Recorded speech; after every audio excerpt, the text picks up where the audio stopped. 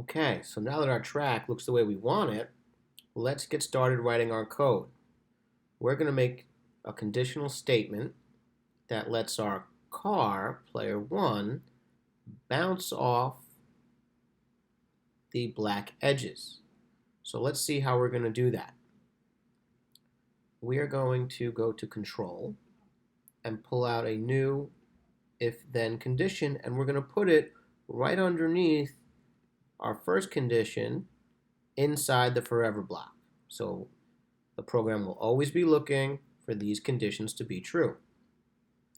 Now what we want to say is if touching the black line, then back up or bounce off.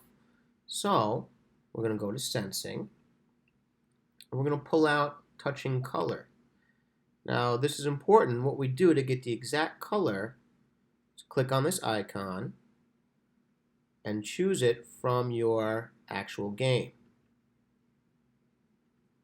Now I can go to motion, and instead of move forward 10 steps, I'm going to say move back 10 steps, minus 10. And now let's click the green flag and test that out. And now you see, bounce off.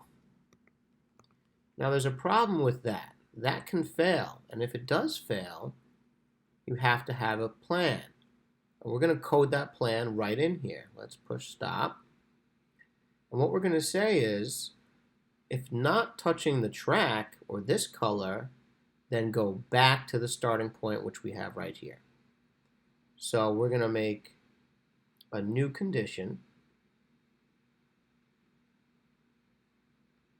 and we're going to use that not operator again. If not, I could just copy that right there. But let's do a different color. If not on the track color, then do what? Well, we want to say go back to this spot. And this spot is x minus 54, y 131.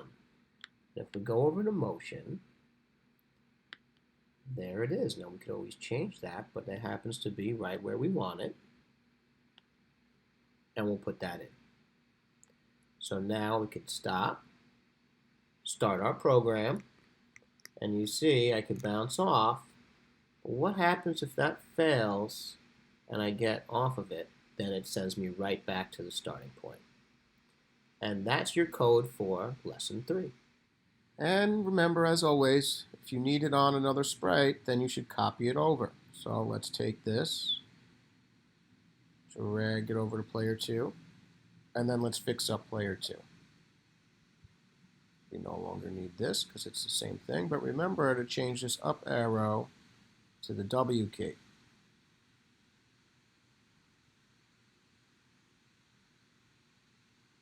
And now we can throw that out, and it's replaced with this. We don't want them on top of each other, so let's change this y-axis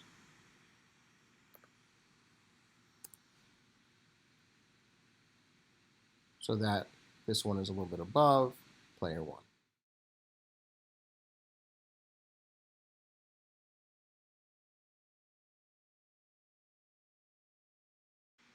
Thank you so much, everyone, for tuning in. Please like and subscribe, and I could continue making more videos. Take care.